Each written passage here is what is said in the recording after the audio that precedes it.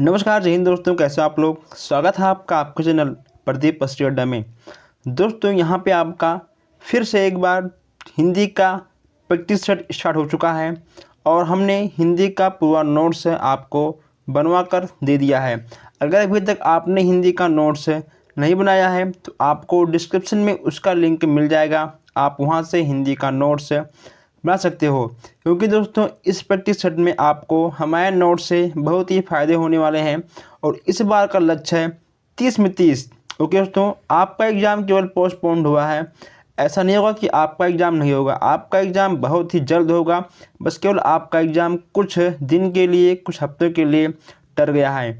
Okay दोस्तों अगर आप चाहते हो कि हमारी हर वीडियो, हमारा हर क्लास आप तक सबसे पहले पहुंचे, इसके लिए आपको चैनल को सब्सक्राइब करना होगा, वीडियो को लाइक करना होगा, प्लस वीडियो को अपने दोस्तों तक शेयर करना होगा, ताकि आपके साथ साथ आपके दोस्तों को भी पता लग जाए कि यहाँ पर हिंदी का प्रैक्टिस सेट स्टार्ट हो चुका है। ओके दोस्तों, तो आइए हम लोग चलते हैं आज के ज़बरदस्त क्वेश्चन के साथ। इससे पहले आप लोग वीडियो को लाइक करिए, शेयर करिए, और अगर आपके कोई भी डाउट हो तो आप हमसे बेशक कमेंट बॉक्स में पूछ सकते हो। ओके दोस्तों ये आपका है आज का फर्स्ट क्वेश्चन। संकर शब्द किसे कहते हैं। हमने नोट्स बनवाने के दौरान हमने संकर शब्द का कई बार जिक्र किया है। अगर आपने नोट्स अच्छे से बनाया होगा और देखा भी होगा, पढ़ा होगा, तो आज आपका 30 में से 25 प्लस क्वेश्चन सही होने वाले हैं। ओके दोस्तों, तो आप लोगों ने अगर अभी तक नोट्स नहीं बनाया हिंदी का तो आप लोग नोट्स बना लीजिए, क्योंकि आपको नोट्स से बहुत कुछ फ़ायदा होने वाला है और एग्ज़ाम के कुछ घंटे पहले आपका नोट्स ही आपके काम आएगा। दोस्तों ये आपका आज का फर्स्ट क्वेश्चन है कि संकर शब्द किसे कहते हैं। अब अगर आपने अच्छे से पढ़ा होगा तो आपको इसका आंसर पता होगा कि दो भाषा के शब्दों से मिलकर बना हुआ शब्द आपका संकर शब्द होता है।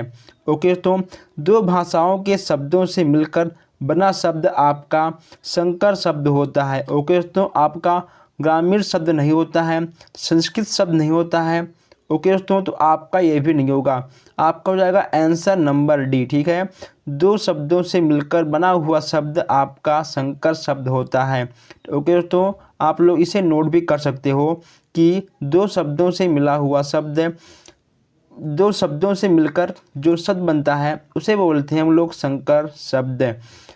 सेकंड आपका है शुद्ध शब्द को स्त्रीवाचक बनाने के लिए किस प्रत्यय का प्रयोग किया जाता है।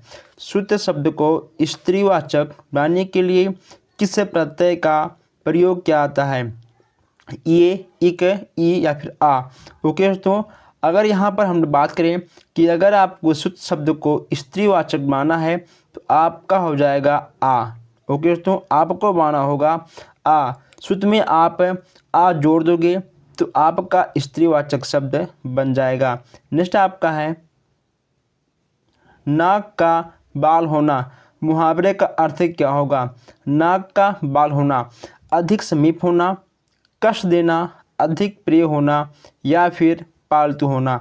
ओके दोस्तों, ये आपके मुहावरे के भी क्वेश्चंस आ जाते हैं। एक से दो क्वेश्चंस आपको मुहावरे के भी मिलने को मिल जाते हैं।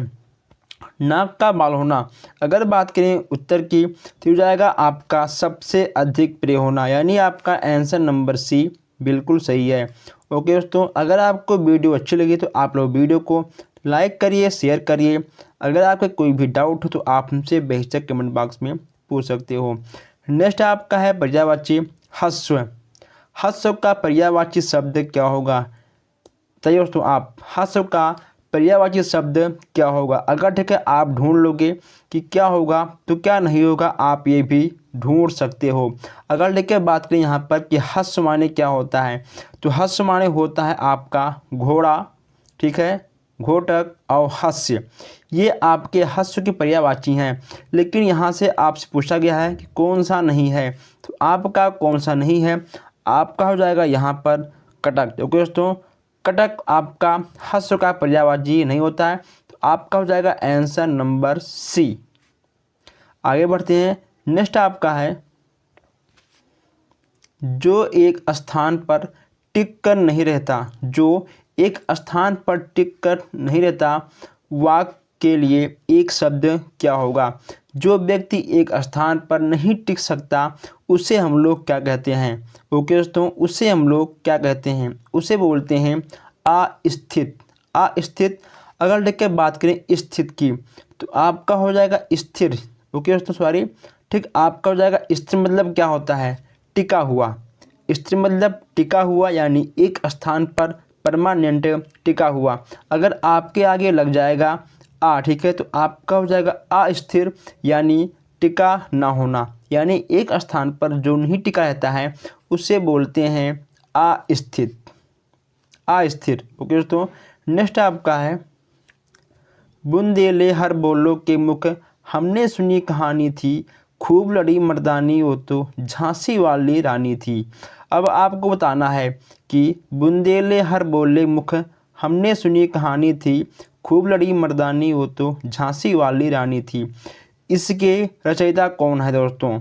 ठीक है, हमने इन सब चीज़ों का जिक्र अपने नोट्स में कर दिए हैं। अगर अभी तक आपने नोट्स नहीं बनाया है तो आपको डिस्क्रिप्शन में लिंक मिल जाएगा, आप वहां से जाकर अपना नोट्स बना सकते हो। माखनलाल चतुर्वेदी, सुभद्रा कुमारी, सोहन लाल या फिर राम नरेश त्रिपाठी।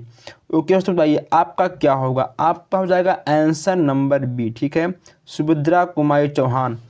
अगर जहाँ पर भी आपको दिख जाए झांसी की रानी की कहानी तो आपको सुभद्रा कुमारी चौहान को टिक मारना है। अब हम लोग पहुँच चुके हैं यहाँ पर समास की ओर।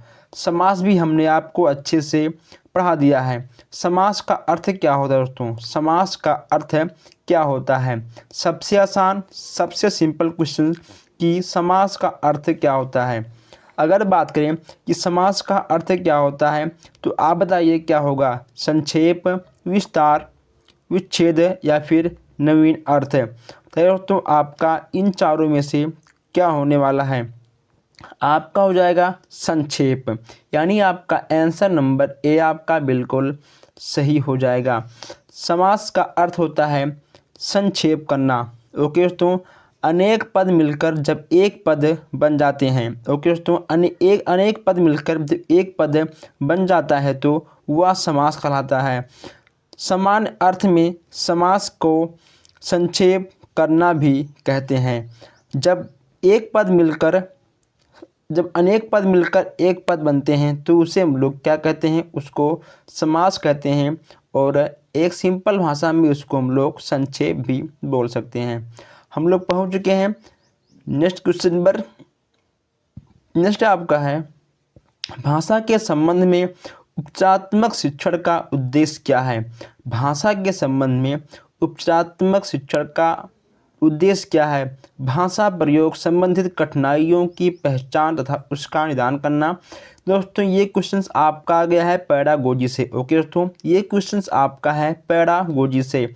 बच्चों को व्यस्त रखना, बच्चों की श्रेणीवार विभक्त करना, या फिर आपको हो जाएगा बच्चों की त्रुटियों की केवल सूची बनाना। दोस्तों हम आपको बता दें, ठीक, जहां आपको मिल जाए केवल वह आपका आंसर हो जाएगा गलत। ठीक है, जहां आपको मिल जाए केवल वह आपका आंसर गलत हो जाएगा। बांटना, जहां आपको दिख जाए अलग अलग करना, बांटना, विभाजन करना, अंतर करना, केवल, परंतु, अधिक से अधिक। ओके दोस्तों, ये सब आपके पैडागोजी में क्वेश्चंस नकारात्मक लाते हैं, ये सब क्वेश्चंस आपके सही नहीं होंगे। बच्चों को व्यस्त रखना, दोस्तों ठीक है, बच्चों को व्यस्त नहीं रखना है। बच्चों के संबंधित कठिनाइयों का पहचान करना और पहचान करने के बाद उनके कमियों को दूर करना, यही होता है आपका उपचारात्मक शिक्षण। आपका आंसर नंबर ए बिल्कुल सही हो जाएगा। आपका आंसर नंबर ए बिल्कुल सही हो जाएगा। नेक्स्ट आपका है प्रमुख भाषीय कौशल के अंतर्गत इनमें से कौन एक सही नहीं है? यानी प्रमुख भाषीय कौशल में कौन सा सही नहीं है आपको बताना है। सुनना, बोलना, हंसना या फिर लिखना। आपको बताना है कि इन चारों में से आपका कौन सा सही नहीं होगा। दोस्तों आपने सुना होगा LSRW, ठीक है, LSRW, आपने सुना होगा LSRW, यानी सुनना, बोलना, लिखना, सुनना, बोलना। ठीक है दोस्तों, लिखना, सुनना, बोलना ये सब आपके आ जाएंगे, लेकिन आपका हंसना ये आपका ठीक है नहीं होगा। यानी आपका आंसर नंबर सी जो गलत है वही आपका सही है, और जो आपका सही है वही आपका गलत है। आपको एक चीज़ ध्यान रखना है, LSRW। ओके दोस्तों, इनके 4 कौशल हैं, इनमें से आपका हंसना नहीं आता है। नेक्स्ट आपका है हिंदी दिवस कब मनाया जाता है दोस्तों। ठीक है, very very most important question. Hindi दिवस कब मनाते हैं हम लोग। आपका हो जाएगा आंसर नंबर ए, यानी 14 सितंबर को। 5 सितंबर, 2 अक्टूबर, 26 जनवरी को नहीं होगा। आपका हो जाएगा आंसर नंबर ए, यानी 14 सितंबर को आपका हो जाएगा। नेक्स्ट आपका है काव्य शिक्षण का उद्देश्य है। काव्य शिक्षण का उद्देश्य क्या है दोस्तों, आपको बताना है। अगर लेके हम लोग बात करें काव्य शिक्षण के बारे में, तो आपको बताना है कि इन चारों में से आपका कौन सा सही होने वाला है या फिर कौन सा आपका गलत होगा। भाषा के प्रयुक्त होने वाले विराम चिन्हों से परिचित करना, या फिर व्याकरणीय नियमों की जानकारी देना, संगीत कला में निपुण बनाना, या फिर आपका रसानुभूति एवं आनंदभूति कराना। बताइए इन चारों में से आपका कौन सा होने वाला है। आपका हो जाएगा आंसर नंबर डी। ओके दोस्तों, आपका हो जाएगा आंसर नंबर डी। रसानुभूति एवं आनंदभूति कराना ये आपके काव्य शिक्षण के अंतर्गत ही आते हैं। जब बच्चों को हम लोग काव्य पढ़ाते हैं, समझाते हैं, तो उनमें कहीं ना कहीं आनंद और उन्हें रस की प्राप्ति होती है। ठीक है, उन्हें आनंद के रस की प्राप्ति होती है। ओके दोस्तों, आगे बढ़ते हैं हम लोग।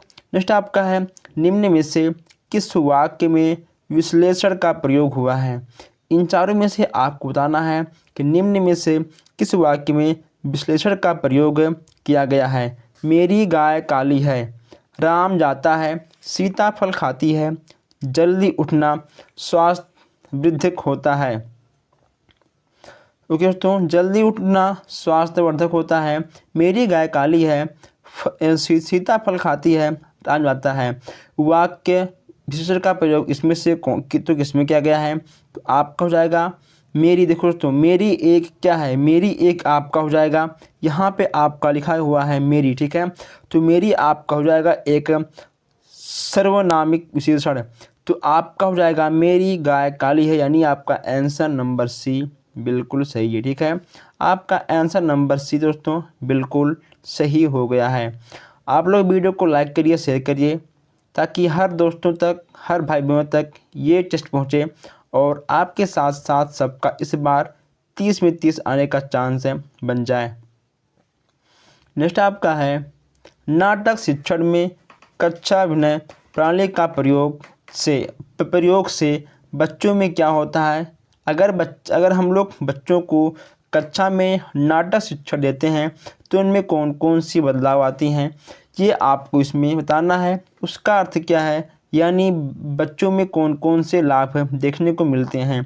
अगर हम यहाँ बात करें नाटक शिक्षण की, तो आपका हो जाएगा आंसर नंबर बी, यानी पदानुसार बच्चों द्वारा अभिनय से सीखने की प्रक्रिया भी तेजी आती है।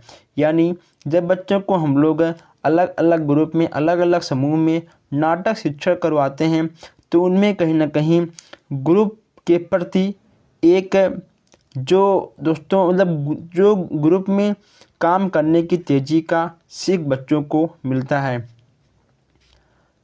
ये आपका क्वेश्चन है तो पैडागोजी का। नेक्स्ट आपका है निम्न शब्द में अधिकरण कारक का प्रयोग हुआ है। यानी आपके इन चारों में आपको बताना है कि इन चारों में से अधिकरण कारक का प्रयोग किसमें किया गया है। ओके दोस्तों, आपको इन चारों में सबसे अधिक अधिकरण कारक का प्रयोग किसमें किया गया है वही आपको बताना है। आपका हो जाएगा आंसर नंबर ए, वानारूढ़। ओके दोस्तों, आपका आंसर नंबर ए बिल्कुल सही हो जाएगा। तो आगे बढ़ते हैं। नेक्स्ट आपका है किस रस को, ठीक है, किस रस को राजरस कहा जाता है। किस रस को राजरस कहा जाता है श्रृंगार रस, वीर रस, हास्य रस या फिर इनमें से कोई नहीं। आपको बताना है कि किस रस को राजरस कहा, सही दोस्तों, किस रस को रसराज कहा जाता है। ठीक है, किस रस को रसराज कहा जाता है आपको बताना है। तो आपका हो जाएगा आंसर नंबर ए, यानी श्रृंगार रस को ही रसराज कहा जाता है। नेक्स्ट आपका है धनानंद को किस युग का कवि माना जाता है। धनानंद को किस युग का कवि माना जाता है। अगर लेकर बात करें धनानंद को किस युग के कवि माना जाता है तो आप पूछ जाएंगे रीतिकाल। ठीक है दोस्तों, आपके रीतिकाल के कवि हैं। नेक्स्ट आपका है निम्नलिखित में से शुद्ध वर्तनी वाला शब्द कौन सा है। शब्द निम्न में से आपका शुद्ध शब्द आपका इसमें से कौन होगा। आशीर्वाद, इसमें आपको छांटना है कि आशीर्वाद का सबसे शुद्ध शब्द कौन सा है। आशीर्वाद का सबसे शुद्ध शब्द आपका इसमें से कौन सा है, ये आपको बताना है। तो आपका हो जाएगा आंसर नंबर सी। ओके दोस्तों, ये क्वेश्चन बहुत ही आसान था। आशीर्वाद ये आप बढ़िया होगा, आपको जाएगा आंसर नंबर सी, बिल्कुल सही हो जाएगा। नेक्स्ट आपका है को से किस कारक चिन्ह का बोध होता है। को से किस कारक चिन्ह का बोध होता है। कर्म कारक, कर्ण, संप्रदान या फिर अधिक। ओके तो बताइए आपका को किस कारक के अंतर्गत आता है।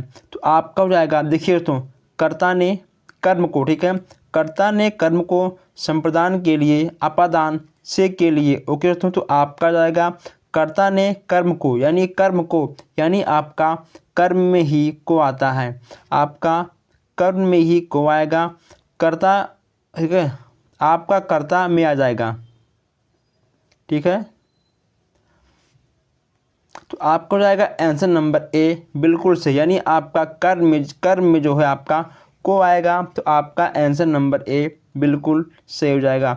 नेक्स्ट आपका है सच्चिदानंद हीरानंद वात्स्यायन का उपन्यास कौन सा है। हरयोध, निराला, गुलेरी या फिर अज्ञेय। आपका हो जाएगा इनमें से अज्ञेय दोस्तों। ठीक है, यानी आपका आंसर नंबर सी बिल्कुल सही हो जाएगा। नेक्स्ट आपका है बिहारी के प्रसिद्ध हैं, यानी जो आपके बिहारी एक तो कवि थे वे किसके लिए प्रसिद्ध हैं। कविता के लिए या फिर पद के लिए, सवैया या फिर दोहा के लिए। बिहारी जी जो आपके हैं वह किसके लिए प्रसिद्ध हैं, ये आपको बताना है। तो आपका हो जाएगा आंसर नंबर डी, जो आपके बिहारी जी थे वे आपके दोहा के लिए जाने जाते हैं और वो दोहा के लिए ही एक प्रसिद्ध हैं। नेक्स्ट आपका है पुनर्जन्म शब्द का सही संधि विच्छेद क्या होगा।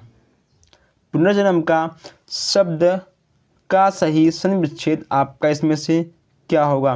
पुनः प्लस जन्म, पुनर्जन्म, पुनः आजन्म, पुनर्जन्म। दोस्तों बताइए आपका इन चारों में से कौन सा होगा। आपका इन चारों में से हो जाएगा आंसर नंबर ए, यानी पुनः प्लस जन्म। ठीक है, जन्म आपका हो जाएगा पुनः जन्म। ठीक है, यानी आपका आंसर नंबर ए बिल्कुल सही हो जाएगा। 15 का आपको हो जाएगा आंसर नंबर ए। ओके दोस्तों अगर अभी तक आपने वीडियो को लाइक नहीं किया, शेयर नहीं किया, तो आप वीडियो को लाइक किया, शेयर करिए। और जो हमारे भाई बहन नए हैं वो हमारे वीडियो को, जो लोग पहली बार देख रहे हैं वो लोग वीडियो को शेयर करें, लाइक करें और प्लस चैनल को सब्सक्राइब करें, ताकि हर क्लास हर वीडियो आप तक सबसे पहले पहुंचे। ओके दोस्तों, नेक्स्ट आपका है शोक किस रस का अस्थाई भाव है। शोक किस रस का अस्थाई भाव है। शांत, हास्य, करुण या फिर वीर। इन चारों में से आपका शोक किस रस का अस्थाई भाव है आपको बताना है दोस्तों। अगर ठीक है यहाँ हम बात करें कि आपका किस रस का अस्थाई भाव है, तो आपका हो जाएगा आंसर नंबर बी। ओके दोस्तों, आपका हो जाएगा आंसर नंबर बी, यानी आपका कौन रस सबसे सही हो जाएगा। कौन रस का अस्थाई भाव जो होता है वो होता है शोक। ओके दोस्तों, जबकि शांत रस का आपका हो जाएगा निर्वाद और हास रस का अस्थायी भाव आपका हो जाएगा हास्य, अतः आपका ठीक है बेर रस का अस्थायी भाव हो जाएगा उत्साह। ओके दोस्तों, तो आप इसको अलग अलग भी लिख सकते हो। एक मिनट देखिए दोस्तों, आप देखिए इसका लिख सकते हो बेर रस का आपका हो जाएगा उत्साह, ठीक है दोस्तों, ये आपका हो जाएगा उत्साह। और आपका हो जाएगा करुण रस का शोक। और यहाँ पे अगर ठीक है हम लोग बात करें शांत रस का, अगर हम लोग बात करें यहाँ पर शांत रस का, तो शांत रस का भाव जो आपको हो जाएगा वो आपका हो जाएगा निर्वाद, ठीक है दोस्तों। और जो आपका हो जाएगा हास्य रस का वो हो जाएगा आपका हास्य, ठीक है, आपको हो जाएगा हास्य। नेक्स्ट आपका है सूरदास ने किस भाषा में सूरसागर की रचना की है, यानी सूरदास जी ने किस भाषा में सूरसागर की रचना की है।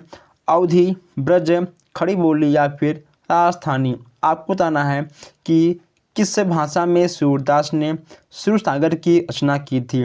53 में आपका हो जाएगा आंसर नंबर बी, यानी ब्रज भाषा। ओके दोस्तों, आपका हो जाएगा ब्रज भाषा, यानी आपका आंसर नंबर बी बिल्कुल सही हो जाएगा।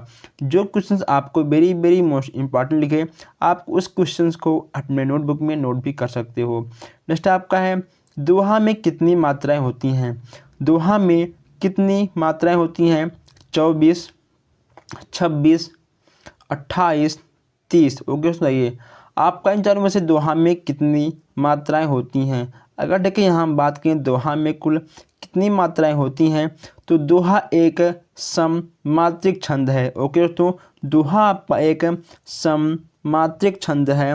इस छंद में कुल 24 यानी 24, ठीक है, यानी आपका 24, 24 यानी आपका आंसर नंबर ए बिल्कुल सही है, ठीक है। आपका 24 मात्राएं होती हैं। और दोहा एक कौन सा छंद है, तो आपका हो जाएगा कि दोहा एक आपका सममात्रिक छंद है। आपका एक क्वेश्चन से दो क्वेश्चन बनकर निकलता है। दोहा आपका एक सममात्रिक छंद है और उसके 24 मात्राएं होती हैं। नेक्स्ट आपका है जो अच्छे कुल से उत्पन्न हुआ है, जो अच्छे कुल में उत्पन्न हुआ हो, इस शब्द समूह के लिए एक शब्द क्या है। जो अच्छे कुल में उत्पन्न हुआ है, इस शब्द समूह के लिए एक शब्द क्या होगा, ये आपको बताना है। ओके दोस्तों, तो आपका कुलीन, समृद्ध, धनी या फिर कृपण आपका क्या होगा, आपका हो जाएगा कुलीन। ओके दोस्तों, कुल में उत्पन्न होना, एक अच्छे कुल में उत्पन्न होना, तो आपका हो जाएगा कुलीन। इसके साथ हम लोग आगे बढ़ते हैं। नेक्स्ट आपका है दाता शब्द का स्त्रीलिंग शब्द क्या होगा। दाती, तत्री, धात्री या फिर ठीक है दात्री। आपका क्या होगा, इसका स्त्रीलिंग शब्द क्या होगा आपको बताना है। आपको जाएगा आंसर नंबर सी, यानी आपका हो जाएगा दात्री। ओके दोस्तों, आपका हो जाएगा आंसर नंबर सी। इसके साथ हम लोग चलते हैं लड़का पेड़ से गिरा। लड़का पेड़ से गिरा में कौन सा कारक है। दोस्तों हम यहाँ पे आपको समझा दें कि अगर कोई भी वस्तु, ठीक है, अगर कोई भी वस्तु किसी भी वस्तु से अलग होता है, अगर कोई भी वस्तु या फिर कोई भी चीज़ किसी भी चीज़ से अलग होता है, तो आपका आ जाएगा अपादान में। यहाँ पे देखिए एक लड़का पेड़ से गिरा, यानी लड़का पेड़ पर था, और जब लड़का पेड़ से नीचे गिरा तो यानी लड़का पेड़ दोनों अलग हो रहे हैं। ओके, तो लड़का और पेड़ दोनों अलग हो रहे हैं, तो आपका हो जाएगा अपादान कारक। किसी भी चीज़ का अलग होना वह आपका हमेशा अपादान कारक में ही आएगा। तो आपका हो जाएगा आंसर नंबर ए। नेक्स्ट आपका है पापी में कौन सा विशेषण है। पापी में कौन सा विशेषण है दोस्तों, संख्यावाचक, सर्वनामिक, गुणवाचक या फिर परिमाणवाचक विशेषण। इन चारों में से आपका कौन सा हो जाएगा। अब यहाँ पे आपका पाप एक गुणवाचक है दोस्तों, ठीक है। पाप एक क्या है, पाप एक आपका गुणवाचक संज्ञा है। इसमें ई प्रत्यय लगाने पर बना शब्द यानी पापी हो जाएगा, ठीक है। तो यह एक गुण शब्द है। अगर हम लोग इसमें ई शब्द लगाते हैं, ठीक है, तो आपका पापी हो जाएगा। पाप में अगर हम लोग ई लगाते हैं तो आपका पापी हो जाएगा। ओके, तो अतः दिए हुए शब्द ये आपके गुणवाचक विशेषण है, यानी आपका आंसर नंबर सी बिल्कुल सही हो जाएगा। आंसर नंबर सी आपका सही हो जाएगा। नेक्स्ट आपका है नवल सुंदर श्याम। नवल सुंदर श्याम शरीर की सुजल नीरद सी कल कांति थी में कौन सा अलंकार है। ओके दोस्तों, आपको बताना है कि इस पंक्ति में आपका कौन सा अलंकार है, ये आपको बताना है। उपमा रूपक श्लेष या फिर उत्प्रेक्षा अलंकार, इन दोनों में से आपका कौन सा अलंकार है ये आपको बताना है। तो आपका हो जाएगा उपमा अलंकार, क्योंकि इसमें देखिए आपका नवल सुंदर श्याम शरीर, ठीक है दोस्तों, इसमें आपका सुंदर श्याम के शरीर की यहाँ पर एक तुलना की गई है। ओके दोस्तों, नीरज सी, ठीक है, नीरज से कल कांति थी, इसमें आपका शरीर की तुलना की गई है। ये हो जाएगा आपका उपमा, देखो तो उपमा दिया गया है इसमें आपका, ठीक है, इसमें आपका उपमा दिया गया है, तो आपका हो जाएगा इसमें उपमा अलंकार। नेक्स्ट आपका है बीजक किसकी रचना है। दोस्तों सबसे आसान क्वेश्चन है, इन पूरे 30 क्वेश्चन का सबसे इजी क्वेश्चन आपका आ चुका है। बीजक किसकी रचना है, सूर, कबीर, तुलसी या फिर जायसी। अगर ठीक है बात करें कि बीजक किसकी रचना है, तो आपका हो जाएगा कबीर दास की। ओके दोस्तों, आपका हो जाएगा कबीर दास की। आपका आंसर नंबर सी बिल्कुल सही हो जाएगा। दोस्तों आपको बता दें कि हमने हिंदी का पूरा नोट्स अच्छे से हमने बनवा दिया है। अगर आपने नोट्स बनाया होगा और उसे अच्छे से पढ़ा होगा तो आपका 25+ नंबर ज़रूर आया होगा, क्योंकि हम बहुत से क्वेश्चंस ऐड किए हैं, नए पुराने हम सारे क्वेश्चंस को यहाँ पर लेकर चलते हैं। ओके दोस्तों, तो हम लोग फिर मिलते हैं नए प्रैक्टिस सेट के साथ। अब तक के लिए आप लोग वीडियो को लाइक करिए, शेयर करिए। अगर आपका कोई भी तो क्वेश्चन हो तो आप हमसे बेशक कमेंट बॉक्स में पूछ सकते हो। ओके दोस्तों, तो हम लोग अब मिलते हैं नए वीडियो में। Thank you.